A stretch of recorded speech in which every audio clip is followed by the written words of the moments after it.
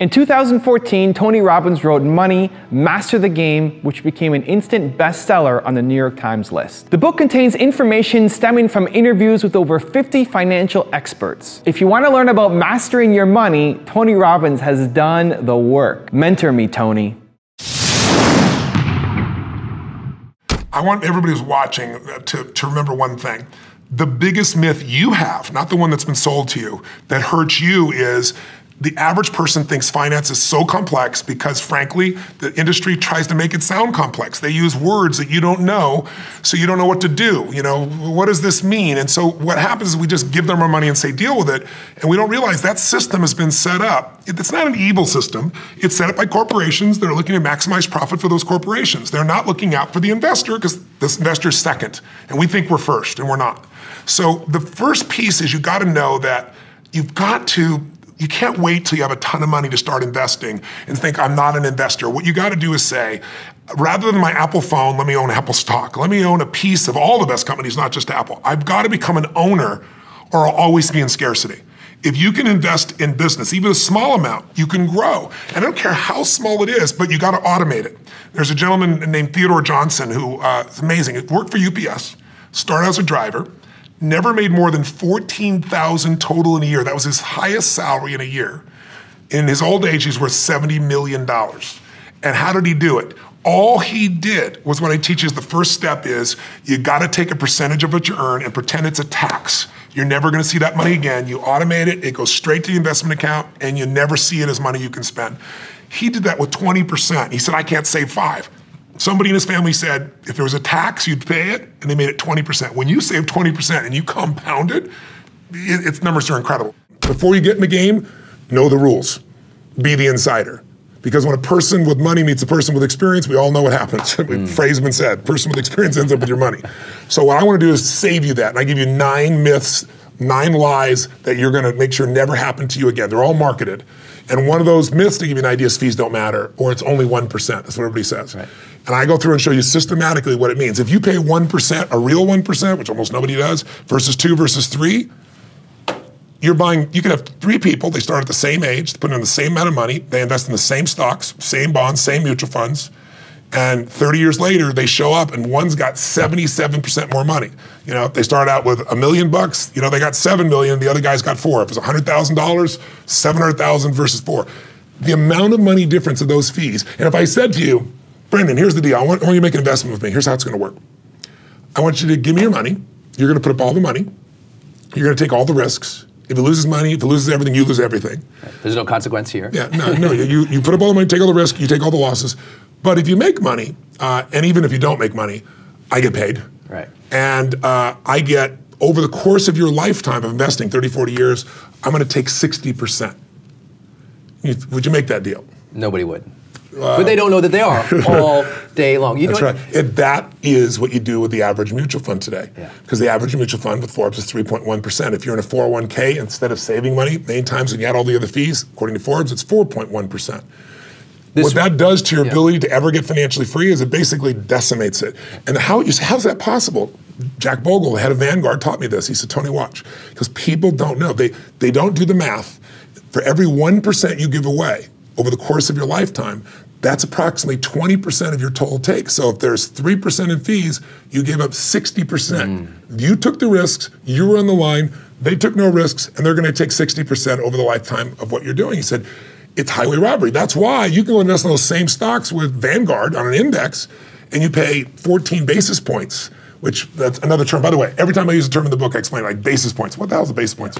It's 0.14%. If someone says 25 basis points, it means 1/4%. Right. So if I say an index fund, you know what it is, I explain what it is in the book so that someone sophisticated knows. People get it along the way, and I give an example so they see what it is. So what you do is you become an insider. Because what happens is every type of powerful institution or organization or field has its own language because that's how they keep power. So if you go to your lawyer, there's a lot of things you and I could easily do ourselves, but we don't know the right legalese. So the words that you could say in English, they say in legalese, and we can't do it, so we got to pay them for it. You know, now, a good lawyer's a good lawyer, but sometimes there are things you could do. You know, some of the online companies are charging $20, what some lawyers used to charge $2,000 for. Right. The capacity to strengthen and increase your hunger is the one common denominator amongst the most successful people. Richard Branson's a good friend of mine, and Peter Guber, Steve Wynn, all these guys, they've never lost their hunger. Most people are hungry to achieve a certain amount, make a certain amount of money, and then they get comfortable and relax, or to get a certain level of fitness, and then they relax.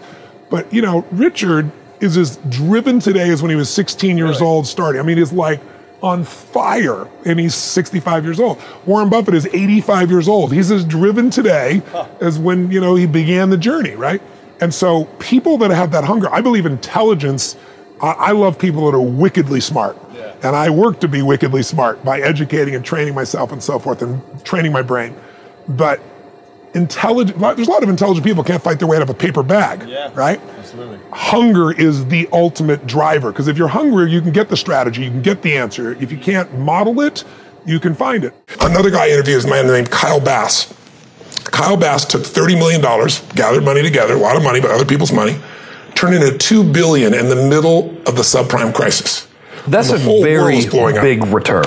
You can say that in 2 years, right? Oh my God. So I'm like, how did you do this? It's historic. There's several books you read and they open up the chapter in some of the most historic books written recently. The gentleman who wrote Flyboys also wrote one of the books, and he starts out talking about Kyle Bass doing this incredible piece. It's like being there with him.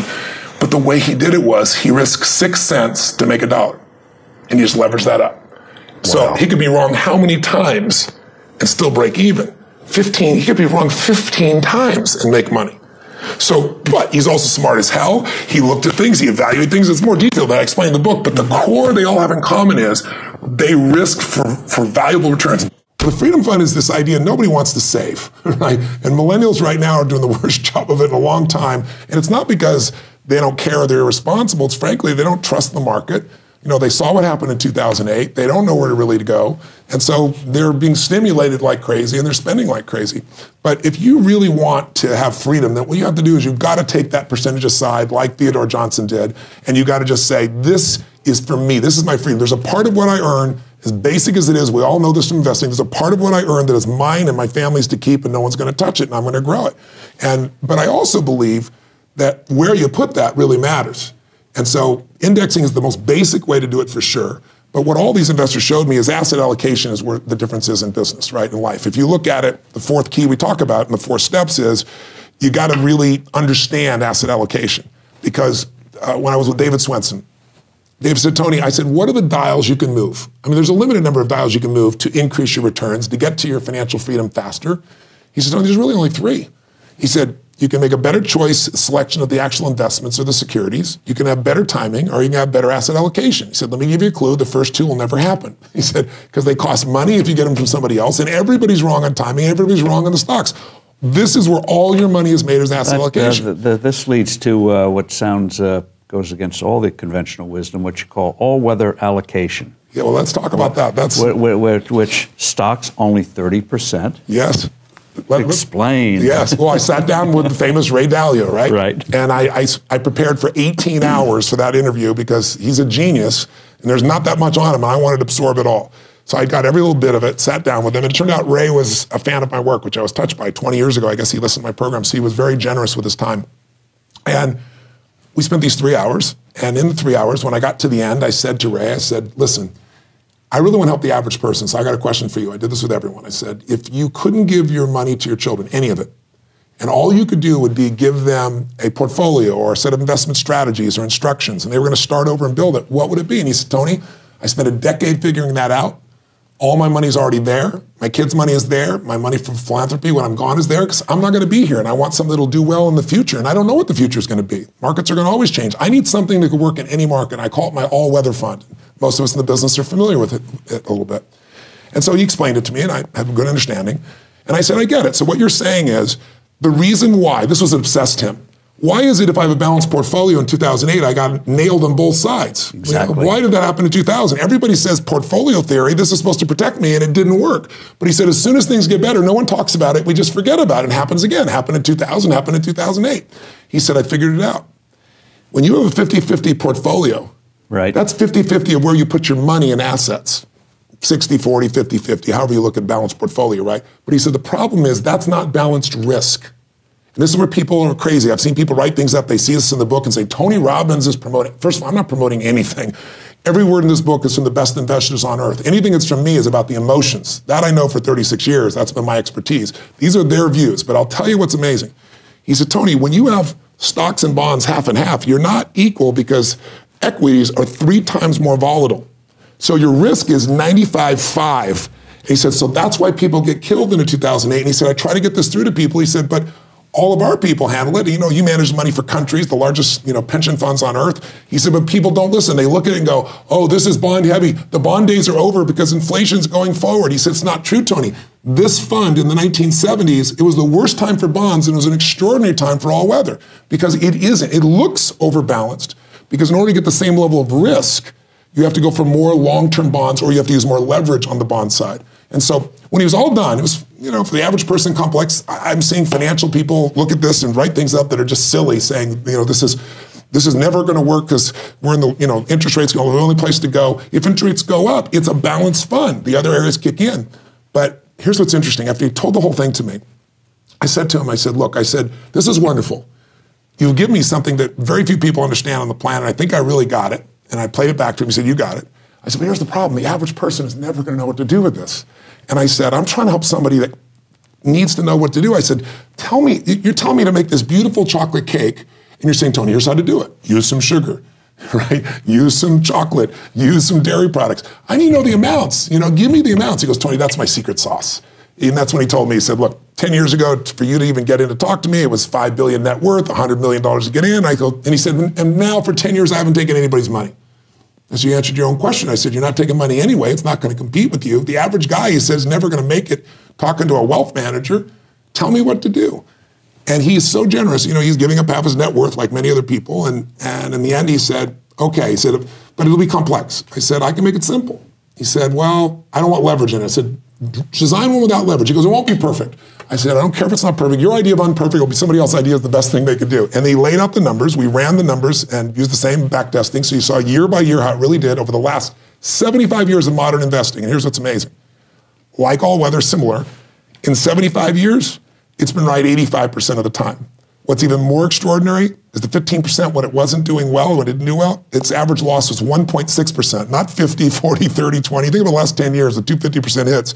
His biggest loss in 75 years was less than 4%, minus 3.95. And that was 2008 when the market exploded, down to 51% from peak to trough. Here are the allocations yes. in the book, which would make a normal person gag, at least initially. Stocks only 30%. That's right. Even though the stocks on average are supposed to gain, 9% a year? Yes, 9.2. Long-term treasuries, 40%. Yeah. Intermediates, 15. I know. Gold, 7.5. Commodities, 7.5. Yeah. Absolutely counter wisdom. I know, and it's amazing. When I interviewed David Swenson, he wrote a book. And when he said the whole secret to success is to be contrary to what everyone else believes. But the math on this is what works. Here's what's interesting. That looks like your heavy bonds, 40 and 15, 55% bonds. And it looks that way visually in terms of volume you are, but in terms of risk, you're not. You're making us here equally weighted. Think of it this way. What triggers things to grow is inflation or deflation in terms of price. Certain things do really well in inflation, certain do in deflation. Growing economy, shrinking economy. And he's figured out which quadrant you need to put each to actually have equal risk. And that's why it's done well. This year, this formula is done, it's 1% better than the market. It's in 13 in the third right now. But more importantly, 3 weeks ago when the market dropped and gave up all of its entire benefits for the entire year and everybody's guts were checking, there was no gut check because it went up 1/4 point. So the beauty of this is, I'm sure you know, there was a study done the last 20 years, and the studies from 1993 to 2013, and it's by Dalbar, and they found that the market, S&P 500, during that time did 9.2% on average, just as you said. But do you know what the average mutual fund owner got, investor? 2.5%. That's before tax. Why? Because we as investors always do the wrong thing. Emotions. That's right. We sell when we should hang on. We buy when we shouldn't. So the greatest thing that I think that Ray offers somebody the opportunity to do is actually stay in the market. Because if you got 1.6% as your big hit, if 4% was the biggest hit you've ever seen in 75 years, I think you could stay in and you can do what Jack talks about, which is stay in that market through time. Of course, this means resetting each year. It's a reset once a year. That's the one, recalibration. So 15 minutes a year and you're in the game. Thank you guys so much for watching. I hope you enjoyed the video. I'd love to know what you think. Have you read the book? What clips did you find here most relevant, most helpful, most interesting? What changes are you going to make in your life as a result? Leave it in the comments below. I'm going to join the discussion. Thank you guys so much for watching. Continue to believe, and I'll see you soon.